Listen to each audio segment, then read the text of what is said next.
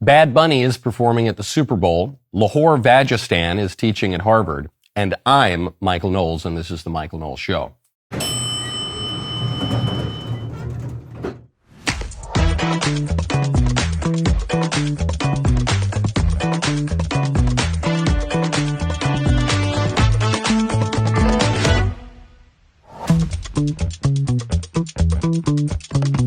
Welcome back to the show. Netflix is canceled. Elon has declared it so. I don't make the rules. That's how it goes. We will see why.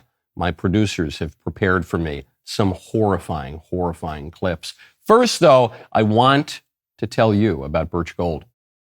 Text Knowles to 989898. I want to be very blunt. Gold is up around 40% this year. That is not speculation. That is a reality. If a portion of your savings is not diversified into gold, you are missing the boat. Here are the facts. Inflation is still too high.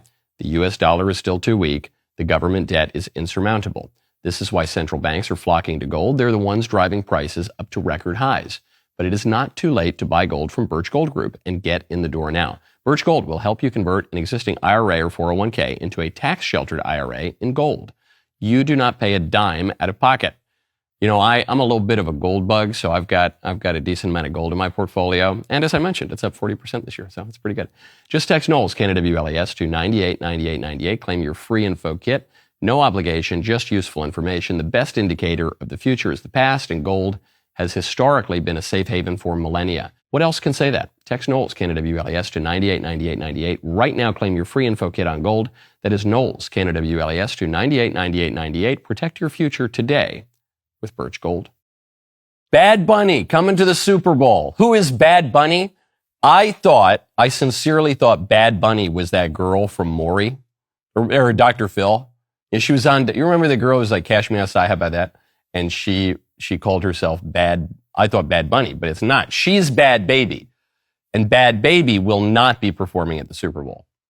I don't know what she does other than that clip. She could reenact that clip. Bad Bunny is a Puerto Rican crossdresser. So Bad Bunny is this Puerto Rican rapper or singer or whatever. And apparently he's popular. I'd never heard of him. And he wears dresses. But he's not trans, and I don't even know if he's a drag queen. But he wears dresses, and this is the crucial part, he hates Donald Trump. He hates Trump. He's very anti-ICE. He's very anti-immigration enforcement. And that's why he was picked for the Super Bowl. A lot of people don't quite know why the Super Bowl would make this pick. Is it because the NFL is just so super duper woke? Yeah, the NFL is pretty woke. The NFL is the league of Colin Kaepernick and protesting the American flag and the separate black national anthem, as if black people can't sing the regular national anthem. And so the NFL is awful. I don't like the NFL. I don't watch professional football. It doesn't do anything for me. But that's not the only reason that they picked Mr. Bunny to play the Super Bowl. The reason is this is the last best shot to turn something of the common culture against Trump. 124 million people watched the Super Bowl last year. That's a lot of people. Well, we say, the ratings for the Oscars are down, and the ratings for network TV are down, and the ratings for this, all the ratings are down, except for the Super Bowl. 124 million people is still really, really impressive. And so the libs, who still run the media, they need to turn some part of the common culture against Trump. I think for the younger people in the audience, the real takeaway here is this is what TV just used to be. This is what all TV used to be. This is what the movies used to be. There used to be a common culture. Everyone used to watch the same shows. Everyone used to go see the same movies. That started to fragment in the 2000s, 2010s. Then you get independent media, podcast culture, social media, all this stuff. And all of a sudden, people aren't watching this stuff. And I don't even know who Bad Bunny is, but I know what the Super Bowl is. So back in those days, when we could just trust the man on the news, everything was super lib. And so if you could control like 5 people, you could control the political narrative in the country. That doesn't work anymore, with this one exception. The common culture. The Super Bowl might be the last common culture artifact, other than Trump, though Trump is still polarizing. He won the popular vote, but he's still polarizing. So that's really what this is about. They have to do this. And it doesn't matter if the people watching at home want to see a cross-dressing Puerto Rican who hates immigration and immigration raids and ICE and deportations. It doesn't matter. They're going to try to ram it down their throats because they think people love the Super Bowl enough to watch it. And maybe that's true.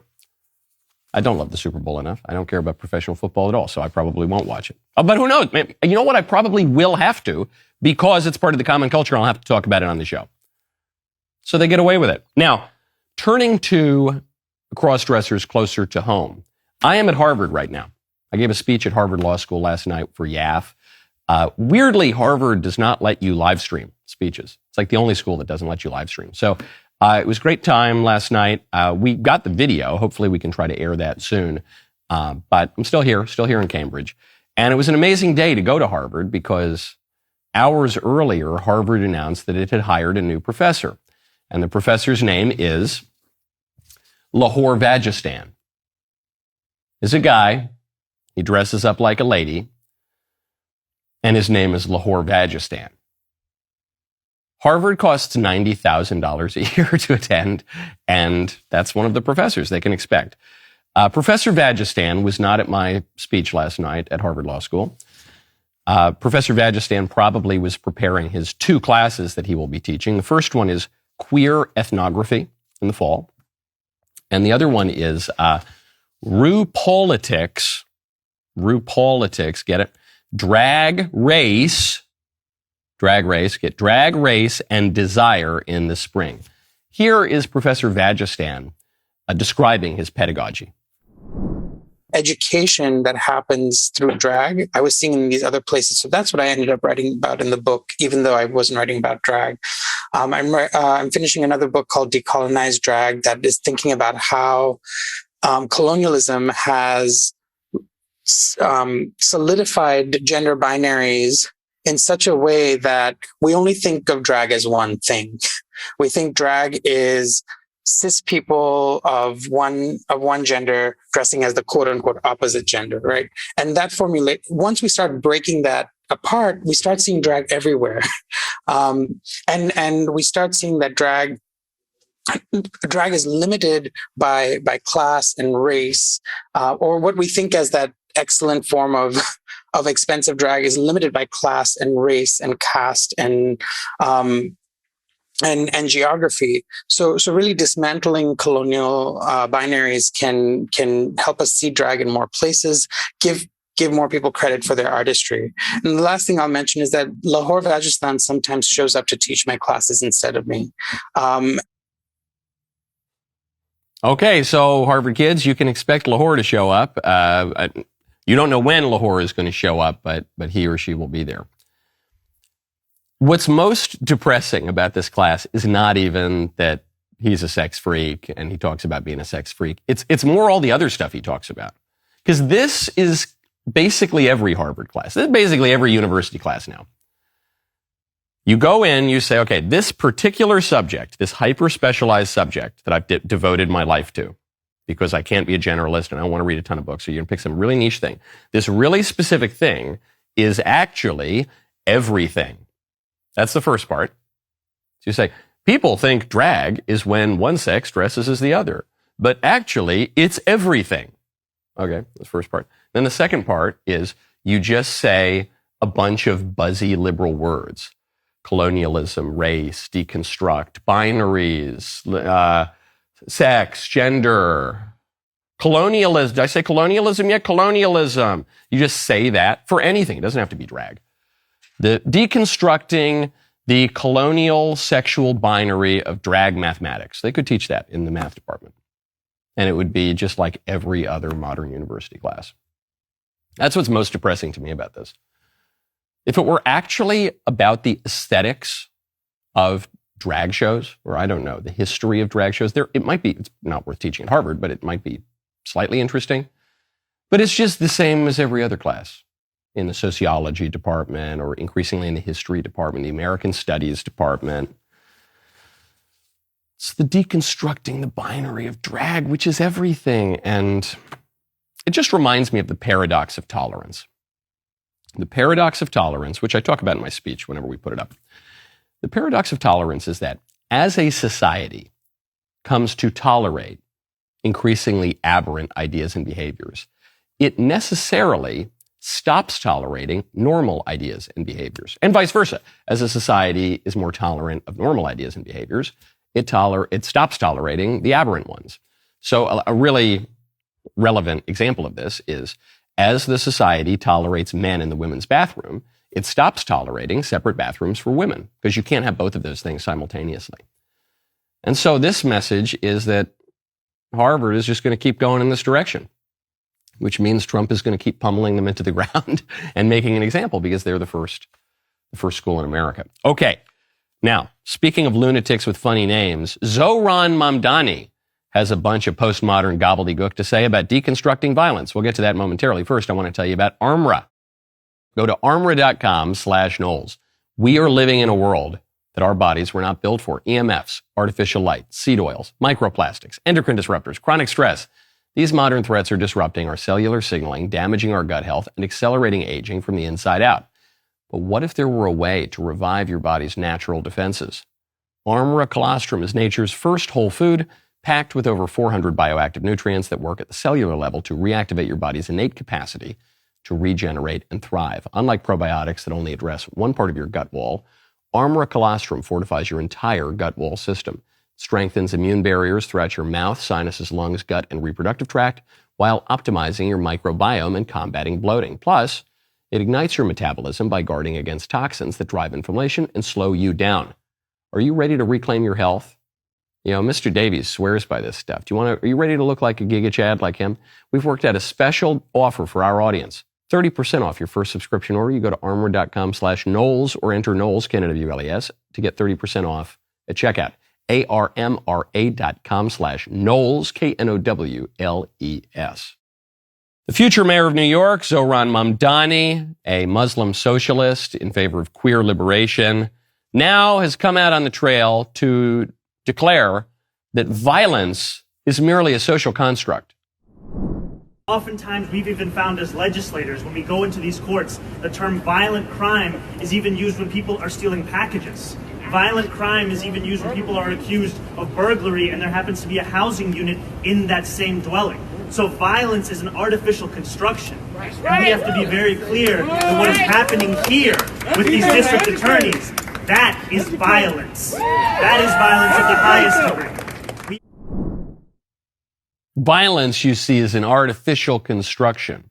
It's amazing that he could declare this amid this spike in violence around the country, crime in cities, and then particularly left-wing violence, left-wing political violence that has become so pronounced that even the Atlantic magazine, as liberal a magazine as ever there was, has to point to the left-wing terrorism being on the rise.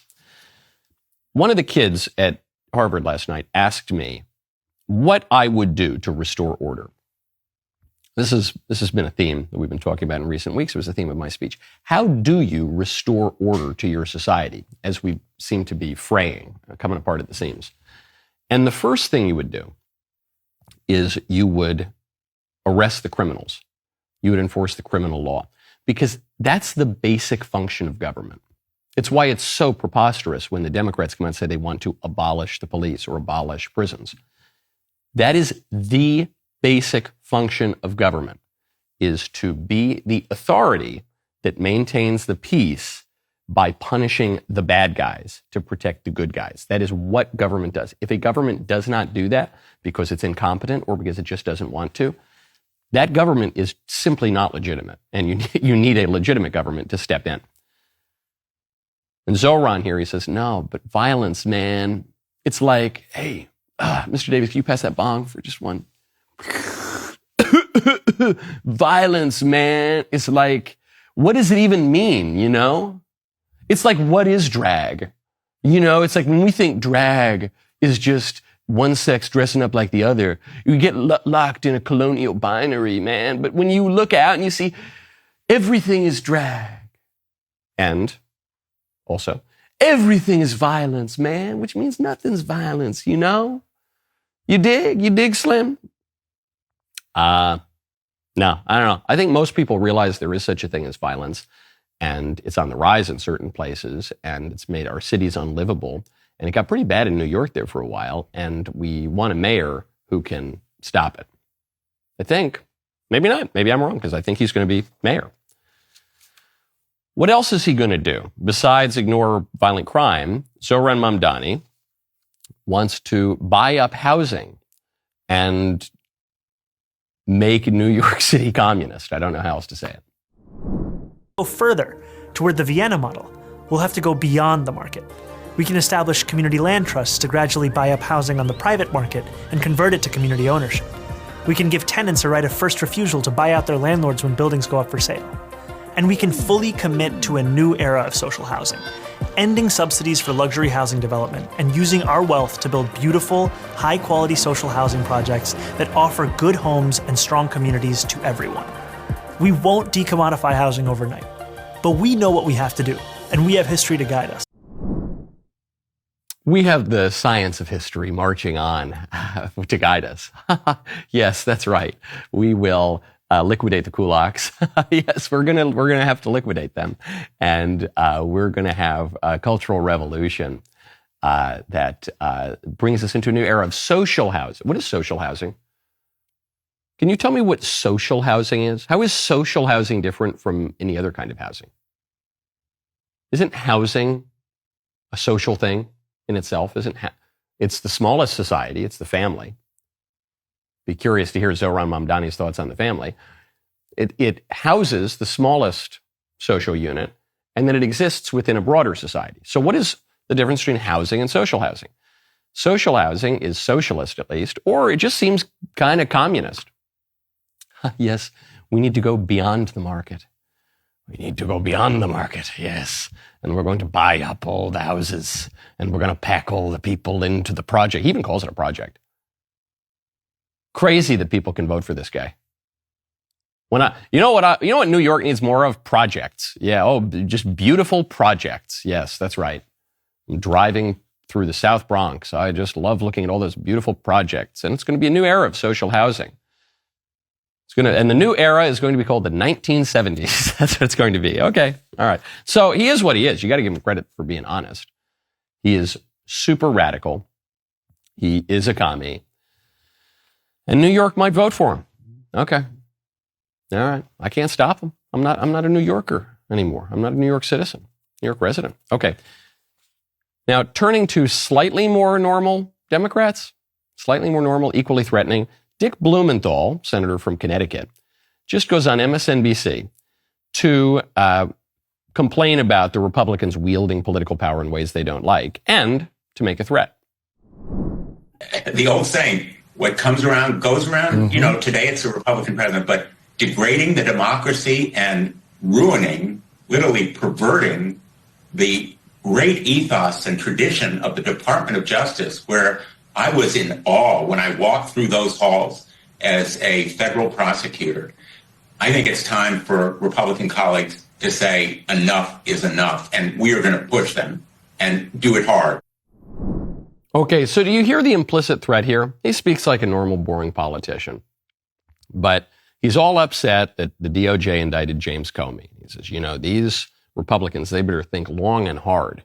They better think long and hard about what they're doing right now, because just wait until we're back in power. Oh, we're going to indict all of them.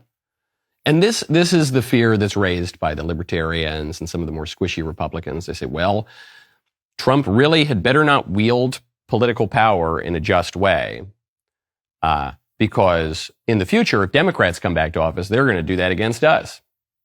I just think not only does that argument fail because the Democrats have been doing that against us for a long time, and they tried to prosecute Trump 4 times and throw him off the ballot and justify his assassination. Not only have they already been doing that, but they're promising to do it again in the future. So the squish response to that is, well, see, they're serious. They're super serious. They're going to do it again in the future if we don't surrender right now. So we should surrender, right? And then they'll be nice to us. And to me, I would draw the opposite conclusion. I would say, hold on. They're already promising to wield political power in likely an unjust way in the future. So that's all the more reason for us to exercise just political power now. They're telegraphing to you what they're going to do. They're going to come out and they're going to beat you up and they're going to use, so you don't let them do it. You got to try to weaken them now so that they don't do it in the future. I'm not saying to do that in an extra legal or unjust way. I'm just saying Just enforce the law. Prosecute the people who should be prosecuted. They're promising you that they're going to hurt you the second they're able to get back up. Don't let them get back up. This is like Schoolyard 101, isn't it? Now, speaking of Democrat senators, John Ossoff. Remember John Ossoff? He's that senator from Georgia. John Ossoff just went on some podcast, and he actually admitted the Democrat perfidy. Democrats are saying all the quiet parts out loud now. Yeah, we are going to wield the law against you. Or, yeah, we are going to prosecute our enemies. Yeah, we are going to do this. Well, Ossoff is admitting now that he lied about Joe Biden's dementia to stop Trump. We just didn't listen to the mounds and mounds of data that was out there. I think that like the most brutally honest answer to that question is, you know, when you're facing the specter of Donald Trump potentially being reelected to the presidency, and you have in the sitting president the presumptive nominee, it's understandable that you're not going to be inclined to do or say things that might weaken that presumptive nominee against Trump, given the threat that he posed and poses. But so, I totally lied to you. Yeah, we all did, actually. Let me explain to you why. Because the reality of our situation was very bad, but we wanted to trick you into voting for us, so we lied to you. And that's understandable, isn't it? That's all he's saying. That's all he's saying. Yeah, but I'm going to say it in like that kind of millennial, Democrat way, you know, like where we're all just trying to be Barack Obama. Yeah, it's understandable that we would lie to the voters to trick them because of how bad we were. So we wanted to trick them into electing us and making them think we were good and competent and alive. So you understand that, right? That's why you should trust me now, because I'm admitting that I lied to you. Very important story. Netflix is being canceled, and my producers are going to tell me why. First, though, I have to tell you about Stopbox. Go to stopboxusa.com and use code Michael Knowles, all one word, at checkout.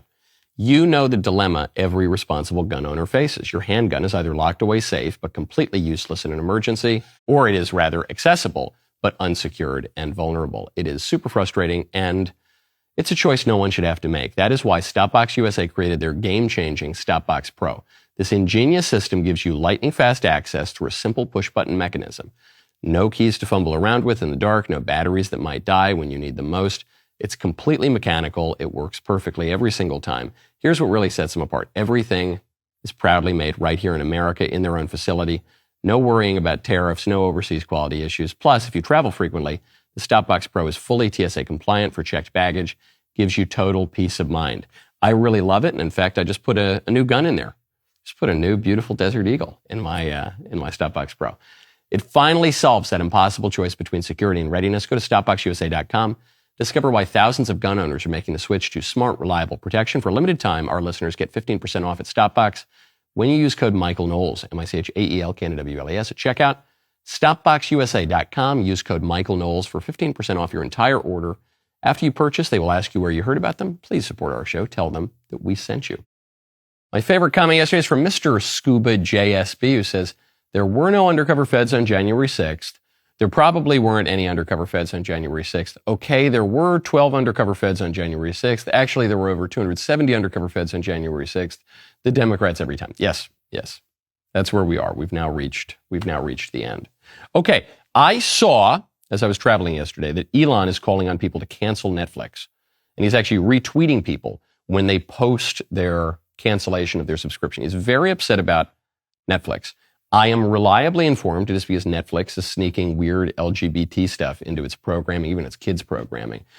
But I don't watch a lot of TV, okay? I don't watch a lot of Netflix. And so my intrepid producers, led by Mr. Davies, have pulled for me the clips that are getting Netflix canceled. And we will together bring to bear our powers of cultural analysis to see if this merits canceling Netflix. What is the first one? Do we have Michaela May or someone in the control room to tell me what these are? Oh no, okay. They gave it to me. They gave me a whole sheet. Okay. So the first one is from some show called The Babysitters Club. Never heard of it, never seen it. Take it away. It took a while, but we finally found a file for a Bailey Del Vecchio. Is 32 Burn Hill Road still the current address? Yeah. Have you been giving him fluids? If he's dehydrated, we'll need to place an IV. Have him change into this. Well... I hear Solo's not feeling well. Let's take a look at the little man. Can I please talk to you two outside?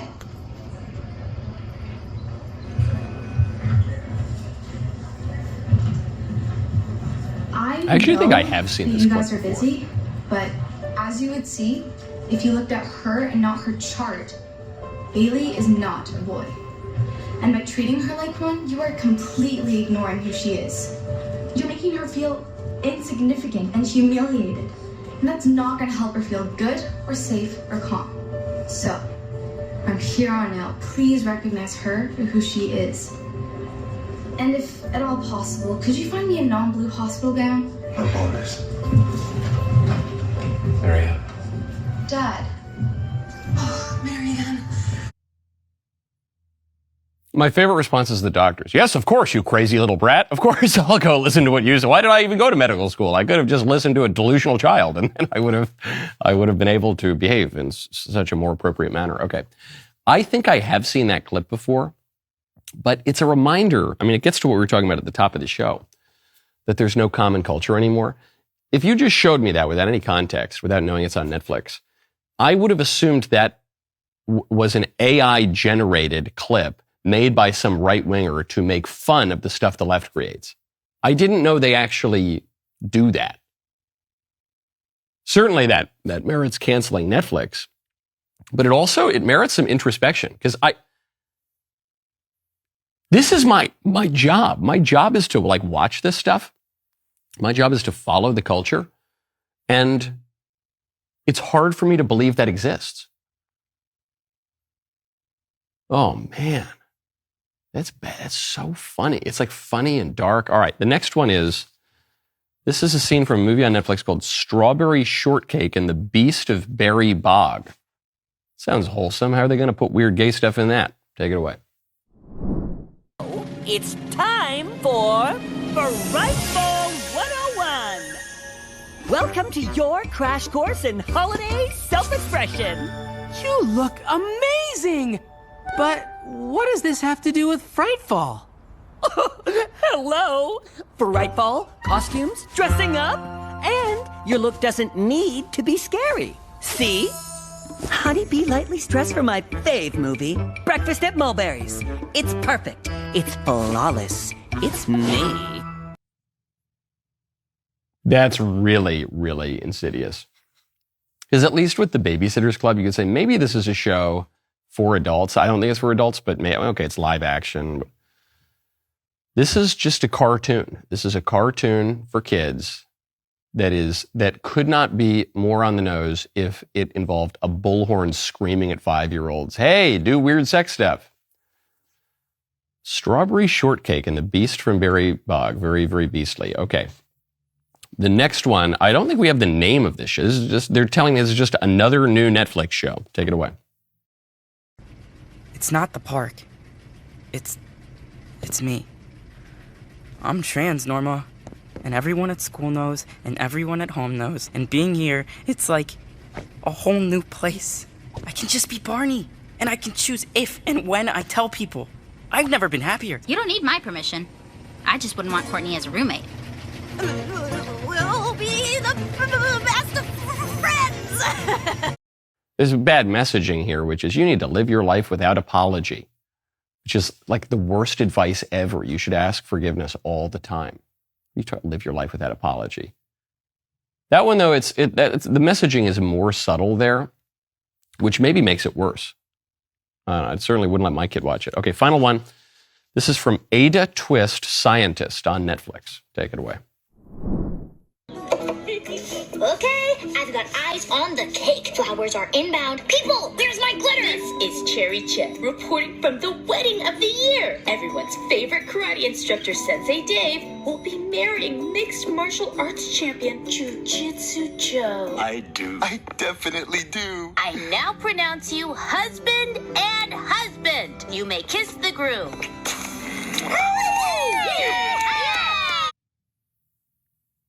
Oh, man, that's just so intentional. And they had to include the kiss too, because people naturally have a revulsion to two fellas kissing. No knock on guys who are a little light in the loafers out there, but it's just people have a natural revulsion to that. And so I think the argument here is they have to show it because they want to lessen that stigma. They have to get you over that hump because they're trying to say that the revulsion is not natural. It's socially conditioned, and so they have to get you at a very young age to think that there's such a thing as same-sex marriage and not to think twice if two fellas are kissing or whatever. And I kind of get it. I get their argument. This is the inevitable consequence of Obergefell, right? This is why it matters. They say, why does it matter? Why does it matter if two people want to get married or whatever? How does it affect you? And it's like, because this show put on the biggest platform for kids is the inevitable consequence of that. If we say from the highest court in the land that marriage really can be a union of two men, then yeah, we need that throughout our popular culture. And if we say that that's true, and good, then we have to put that not just in adult programming, but also in children's programming. Because it's true and good. There's nothing obscene about it. There's nothing scandalous about it. It's just true and good. We should be playing clips from this in the womb, right? Now, we all know that isn't true, but if you conclude that that isn't true, then you also have to conclude that there's something wrong with Obergefell. You have to conclude that there's something wrong with the notion of gay marriage. Okay, I'm being told by Mr. Davies we have a bonus clip. This is from a new Jurassic Park cartoon. Take it away. Sammy, I've fallen for you. Like, hard. Real hard. Oh my gosh, look at this. Look at this. Jurassic World, guys, protect the kids. And we sent our kids to bed just before this happened. We didn't even know this was going to happen. I mean, it's definitely less revolting than the two fellas and everything, but no lesbian kissing. No lesbian kissing in our children's shows. Okay. The Daily Wire is growing. New talent, new shows, big things in the works. And to keep up, we're hiring producers and writers. If you can take a show from idea to execution, manage crews, write sharp segments, and deliver content that kills it on YouTube, podcasts, and social, this is your shot. Join us for the next decade of the Daily Wire. Apply today at dailywire.com/careers. What if I told you 9/11 could have been prevented? The warning shot came a year earlier when al-Qaeda suicide bombers ripped open the USS Cole in Yemen. 17 American sailors were killed. Dozens were wounded. Washington called it a criminal act. In reality, it was al-Qaeda's declaration of war, and America ignored it. On October 10th, Daily Wire Plus premieres USS Cole, al-Qaeda's strike before 9/11, the untold story of ignored intelligence, the blast itself, and the investigation that exposed al-Qaeda's network. Less than a year later, the towers fell. Do not miss the premiere. Get 40% off a new Daily Wire Plus annual membership with code FALL40 at dailywireplus.com. Finally, we've arrived at my favorite time of the week when I get to hear from you in the mailbag. Our mailbag is sponsored by Pure Talk. Go to puretalk.com/Knowles, Knowles today. Take it away. Hi, Michael. This is Kyle C. My wife and I have been deeply mourning Charlie's murder, and one aspect of it all that has been really hard for both of us, but especially for her, is that the shooter came from a conservative family, but still was radicalized into a left-wing monster. Just like you, we are Catholic and have 3 kids, 5 and under, and hopefully more, and we're homeschooling, but we both have been wrestling with the fear and the lack of control and the possibility of something like this happening to one of our kids. What do we do about these feelings? What should I be telling my wife, and what else should I be doing as the head of my household? God bless you, Michael. Okay, great question. First of all, you don't want servile fear. You don't want to just be anxious all the time. Oh no, what if this happened? We all have all sorts of fears about our kids, and so you got to try to tamp that down. And you want to be prudent. So it's scary when someone seems to come from a good family and they just go totally nuts. Part of that is people are hardwired differently. There's a piece of that. I got 2 boys. They're 18 months apart, and they are like night and day. Raised by the same people, but they one looks like me, one looks like my wife, and they're different, and they behave that way. So there's a little bit of that, but we're not merely determined by our genetics. of all of the coverage I've seen of Charlie's assassin, the piece that seems to give a lot of it away to me is there was some video or something that was going around of the shooter as a young kid, or social media post or something, constantly online, just living constantly online, and knowing what we now know about him, namely that he was obsessed in all these bizarre internet subcultures, like weird sex subcultures, weird politics subcultures, trans furry weird stuff. It makes sense. If you're that chronically online from the age of 10 or 11, that's going to happen. So what I would do, just as a very practical matter, no smartphones, severely limit the internet time, really keep an eye on that, because this is a portal to hell, right? This thing in your pocket that we have all day long, that's a portal to hell. And in the hands of kids, it's you're greatly increasing your risks that a kid is going to go south. Okay, next question. Good morning, Michael. This is Arun. So since political assassinations are becoming alarmingly common, I have an important question for you. Let's say hypothetically, and God forbid, that some deranged conservative assassinated a liberal Supreme Court justice, or reverse it, let's say under Joe Biden, a liberal had murdered a conservative justice. Do you think that it is incumbent on the president to appoint a replacement justice who is of a similar ideological bent to the victim of the assassination in order to prevent assassinations for political purposes from becoming incentivized? Thank you as always for your wisdom. It's a nice thought. Well, it's a terrible thought that a Supreme Court justice would be assassinated, but the left has tried. I mean, they got pretty close with Brett Kavanaugh. They apparently were considering trying for other Supreme Court justices. Alito had to move out of his home, I think. So it's a real possibility. And it's a nice thought. It's a nice thought that, if one of the conservative justices were killed, that a Democrat president would appoint a conservative, vice versa. But it won't happen. The problem is game theory and the prisoner's dilemma and just knowing how these things work. It's a nice thought. Would that it were so simple. Not going to happen. Not going to happen. Sorry. Next question. Hey, Michael, long-time listener. Over the past year or so, I've heard you pronounce Italian as Italian a handful of times. Lumonte says Italian in his song Lazy Mary, and my whole family used to say Italian, but now only my parents say it that way. Where did the difference in pronunciation come from?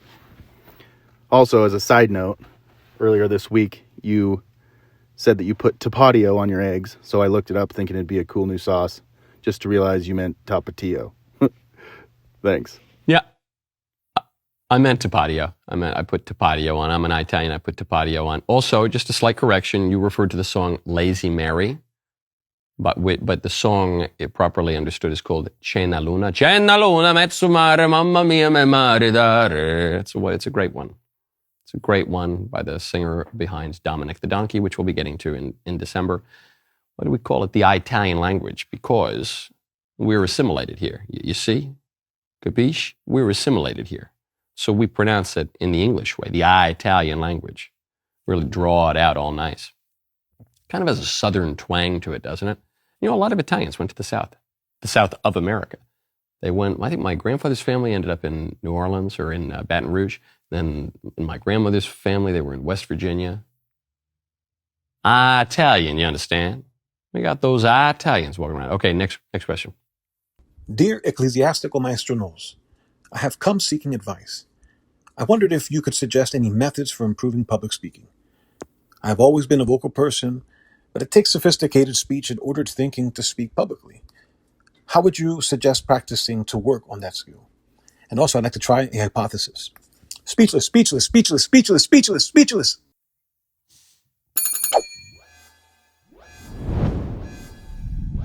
No, when I'm on the road, what's going to happen? I'm not going to make my flight. That was, wow. Have we ever done it on the road before? That's a lot. Wow. Yes, I'll tell you how to improve at public speaking. Just speak a lot. Speak a lot. Practice to yourself in the mirror. Memorize things. Memorize poems. Memorize other speeches. When you practice them, use very exaggerated mouth movements so that you kick in some muscle memory. If you're trying to write speeches, you should use the 5 canons of rhetoric. inventio, dispositio, elocutio, memoria, and actio. I think I got those right. How you like that's pretty good. Digging my old ancient rhetoric courses. These are just different aspects, the idea and the pronunciation of it, and you want to include a logical element, an element of appeal to emotion, establishing your credibility. You want to do that also.